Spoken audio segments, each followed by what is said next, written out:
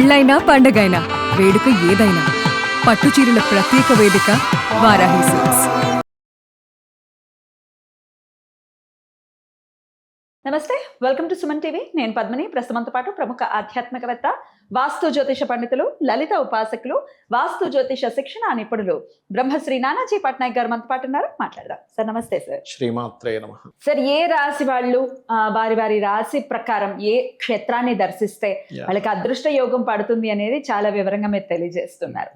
మిథున రాశి, ఈ మిథున రాశి జాతకులు మరి ఏ క్షేత్రానికి వెళ్లాల్సి ఉంటుంది సార్? తప్పకుండా అండి. మిథునం వారికి ఉండే గొప్ప విషయం అని చెప్తాను. ఫస్ట్ ఆఫ్ ఆల్ ఏంటంటే వాళ్ళని ఎప్పుడు నేను నడిచే వికీపీడియాస్ అంటాను.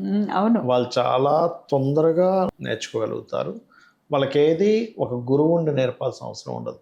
వాళ్ళంతా వాళ్ళ ఓన్, అంటే వాళ్ళు సెల్ఫ్ మేకర్, సెల్ఫ్గా వాళ్ళకి వాళ్ళు ఇది అవ్వగలుగుతారు. సెల్ఫ్ మేడ్ పర్సన్స్గా చెప్పుకోవచ్చు. వాళ్ళు అంత గొప్ప ఇది మిథునం వారికి ఉంటుంది. లగ్నం అయినా అంతేనా సార్? లగ్నం మెయిన్ అండి. రాశి కంటే కూడా లగ్నం మెయిన్. మిథున లగ్నం. అయితే ఈ మిథున లగ్నంలో జన్మించాము అంటే ఫస్ట్ ఆఫ్ ఆల్ వాళ్ళు, మీరు ఎనీ మిథున లగ్నం చూడండి, వాళ్ళు చిన్నప్పటి నుంచి కూడా మదర్తో బాగా అటాచ్డ్గా ఉంటారు. అమ్మ మదర్ దూరం అయిపోద్దేమన్న ఒక తెలియని ఒక ఫియర్ ఉంటుంది వాళ్ళకి, మిథునం వారికి. మీరు గమనించండి. అయితే వీళ్ళు ఎప్పుడు కూడా వీళ్ళ కర్మ, పూర్వజన్మ కర్మ సంబంధం ఉంటుందండి. ఇప్పుడు క్షేత్రం గురించి అడిగినా కూడా పూర్వజన్మ కర్మ తొలగడానికే. యాక్చువల్గా అసలు పూజ ఎందుకు చేయాలంటే, పూజ అంటే పూర్వజన్మ వైభవాన్ని ఇచ్చేది పూజ. దేవుణ్ణి ఎందుకు స్మరించాలి అంటే మనం అందరం కృతజ్ఞులం దేవుడికి. కృతజ్ఞత తెలుపుతూ పూజ చేయడం కానీ ఇవన్నీ కూడా. క్షేత్ర దర్శనాలు ఎలాంటివి అంటే, మన లైఫ్లో ఏవైతే చాలా పెద్ద పెద్ద గండాలు ఉన్నాయో, చాలా పెద్ద అంటే ఇంకా అసలు ఇది మారదు అనుకునేవి, మనం చూడండి పాతకాలంలో ఎవరికైనా సంతానం లేదంటే మీరు దర్శనం చేసుకొని రండి, తీర్థయాత్రకు వెళ్ళి రండి అనేవారు. తీర్థయాత్రలు వెళ్ళి వచ్చే వాళ్ళకి సంతానం కలిగేది. ఏమిటది అంటే, తీర్థయాత్రలు అసలు ఎందుకు వెళ్ళాలి మనము అంటే, ప్రతి తీర్థయాత్రలో, అది తిరుపతి అనుకోండి, కాశీ అనుకోండి, ఎక్కడైనా కానీ భూమి మీద ఉండే ప్రతి తీర్థయాత్ర దగ్గరికి సకల దేవతలు, ఋషులు వచ్చి వెళ్తూ ఉంటారు. యక్షులు, గంధర్వులు అందరూ అనుక్షణం రావడం, దర్శనం చేసుకుని వెళ్ళడం జరుగుతూ ఉంటుంది. వాళ్ళ ప్లేన్లో వాళ్ళు తిరుగుతూ ఉంటారు, వాళ్ళ డైమెన్షన్స్లో, మన కంటికి కనపడతారు. అలా వచ్చినటువంటి వారు, వీళ్ళు ఎవరైతే భక్తిగా అక్కడికి వచ్చి భక్తిగా సేవించుకుని మళ్ళీ వెళ్తుంటారో వాళ్ళు చూసి వాళ్ళు కరుణిస్తారు, వాళ్ళు ఆశీర్వదిస్తారు. మెయిన్గా ఈ దేవతా క్షేత్రానికి వెళ్ళిన క్షేత్ర మహిమతో పాటు అలా దొరుకుతుంది, వాళ్ళ అనుగ్రహం దొరుకుతుంది. ఎవరో సిద్ధులతో, ఎవరిదో ఒకరిది అనుగ్రహం కలిగి వీళ్ళకి సంతానం కలుగుతారనే భావనతో వెళ్ళమని చెప్పేవారు. ఆ రకంగా ఇప్పుడు ఈ మిథునం వారు కనుక చూసుకుంటే, ఫస్ట్ ఆఫ్ ఆల్ అసలు వీళ్ళ కర్మ ఎక్కడ పెరుగుతుంది, పూర్వజన్మ కర్మలు ఏ క్షేత్రానికి వెళ్ళ తగ్గుతాయి అంటే, వీళ్ళు ఎప్పుడు కూడా, మిథునం అంటే తెలివి కదా, వీళ్ళు ఎప్పుడు మైండ్ అంటే మాట ఆవేశం లేకుండా జీవించడం ఎక్కువగా వీళ్ళు ప్రాక్టీస్ చేయాలి. ఏమాత్రం వీళ్ళు గొడవ పెట్టుకోవడము, ఆవేశపడము చేస్తే తపశ్శక్తి అదేదో దుర్వాసుడికి ఇలా ప్రతిసారి పోతూ ఉన్నట్టుగా పాపం వీళ్ళ పూర్వజన్మ కర్మ నెగిటివ్ యాక్టివ్ అవుతుంది. అగ్రెసివ్గా ఏ పని చేసినా, అగ్రెసివ్గా మాట్లాడినా, గొడవలు పెట్టుకున్నా వీళ్ళ పూర్వజన్మ కర్మ నెగిటివ్ యాక్టివ్ అవుతూ ఉంటుంది. అయితే దీనికి ఏంటి, ఏ దేవత ఆరాధన అంటే కాళిక అమ్మవారి ఆరాధన. అంటే లలిత చేసుకోవచ్చు, కాళిక.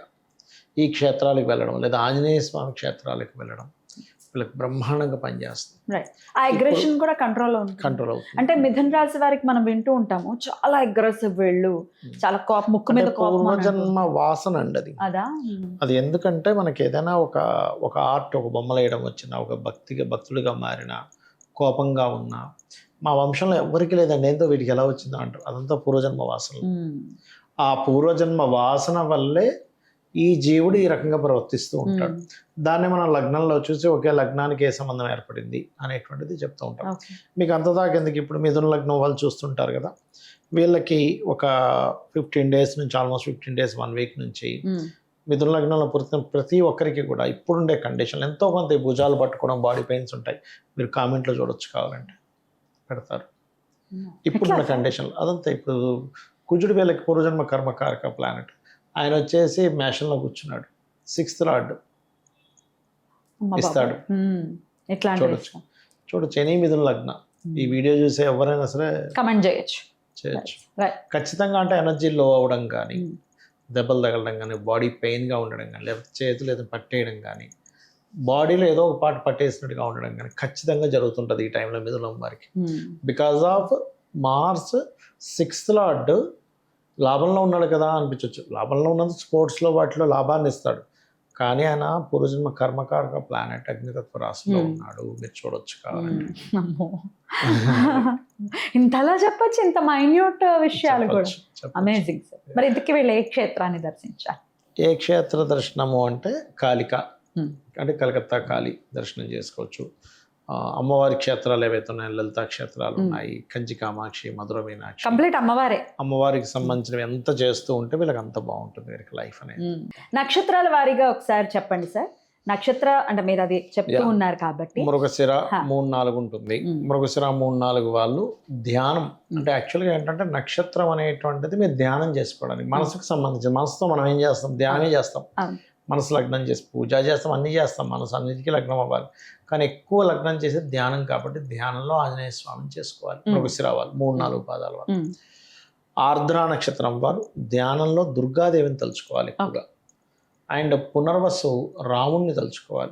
పునర్వసు నక్షత్రం వాళ్ళు రాముడు కానీ దత్తాత్రేయుడిని కానీ, అంటే ఏమీ లేదు, ఉదయం నిద్ర లేచిన వెంటనే అలాగే మంచం మీద కూర్చొని అలాగా ఆ మూర్తిని ఇక్కడ ధ్యాస పెట్టి అలా ఆ మూర్తిని చూస్తూ ఆ మూర్తిని చూడడంలోనే ఆనందం పొందుతూ ఆ నామస్మరణ చేయాలి. అయితే అమ్మవారికి సంబంధించినటువంటి ఏ క్షేత్రాన్నైనా దర్శించాలి అని చెప్తూ ఉన్నారు. పెద్ద పెద్ద క్షేత్రాలకు వెళ్ళి దర్శించవచ్చు. ఈ గ్రామ దేవతలు ఎట్లాంటి పవర్ని ఇస్తారు సార్ మిథున రాశి వారికి? ఇక్కడ ఏం లేదండి, గ్రామ దేవతలోనే అదే పరమాత్మ ఉంది. ఇక్కడ ఎలా అంటే ఇప్పుడు చెట్టు ఉంది, చెట్టు మొదలు ఇంతలా ఉంటుంది, పైగలుతున్న అబ్బది సన్న పువ్వు, పుష్పం, ఎండింగ్, ఆకు అన్నీ ఒక చెట్టు నుంచి వచ్చాయి. కాకపోతే మనం దీన్ని పిందె అంటున్నాం, ఆకు అంటున్నాం, పండు అంటున్నాం, పువ్వు అంటున్నాం, శాఖ అంటున్నాం, కింద ఉండేటువంటి బెరడు అంటున్నాం. కానీ అన్నీ ఒక విత్తనం నుంచి ఎలా వచ్చాయి, ఒకే పరమాత్మ ఆయా రూపాల్లో ఇక్కడ గ్రామదేవతగానే వెళ్ళిపోయాడు, ఇక్కడేమో ఇంకో గురుస్వరూపంలోకి వచ్చాడు, ఇంకో రూపంలో వచ్చాడు, అలా అలా అలా స్ప్రెడ్ అయ్యాడు ఆయన. ఒకే చిన్న కణం కాస్త మనిషి ఎలా రూపాంతరం చెందాడో అద్భుతం సార్. సో ఖచ్చితంగా అంటే ప్రతిసారి పెద్ద పెద్ద క్షేత్రాలకి వెళ్ళినా వెళ్ళకపోయినా గ్రామదేవతలకు ఉన్న స్పెషాలిటీ ఏంటంటే, ఇప్పుడు మీరు అన్నారు కాబట్టి చెప్తున్నాను, ఒకప్పుడు ఒక ఆనవాయితీ ఉండేది. ప్రతి మనిషి గ్రామం నుంచి బయటికి వెళ్ళేటప్పుడు, గ్రామంలోకి ఎంటర్ అయ్యేటప్పుడు ఆ గ్రామ దేవతను మొక్కుకునేవారు. ఎలా అయితే అయ్యప్ప స్వామి దీక్ష తీసుకునేటువంటి వారు, అయ్యప్ప స్వామి దీక్ష అయిపోయేటప్పుడు ఇరుముడి కట్టుకున్నప్పుడు ఇంటికి ఒక కొబ్బరికాయ ఇలా తిప్పేసి వెళ్తారు చూస్తారు, మళ్ళీ వచ్చి మళ్ళీ తిప్పుతారు. అంటే ఏమిటి, ఇల్లు కూడా ఒక దేవతలో మనల్ని రక్షిస్తుంది, గృహం కూడా. అదేవిధంగా గ్రామ దేవత కూడా ఆ వ్యక్తికి ఏమీ కలగకుండా చూసుకుంటుంది. అందుకని గ్రామ దేవతకి చేసుకుంటారు. అందులో గ్రామ దేవతల్లో పోలేరమ్మ, మైసమ్మ వాళ్ళకి కూడా చేసుకోవచ్చు వీళ్ళు. అంటే నిత్యం క్షేత్రాలకు వెళ్ళినా రోజు వెళ్ళి లేకపోతే దర్శనం చేసుకునే పరిస్థితి ఉంటే డెఫినెట్ గా మారుతుంది.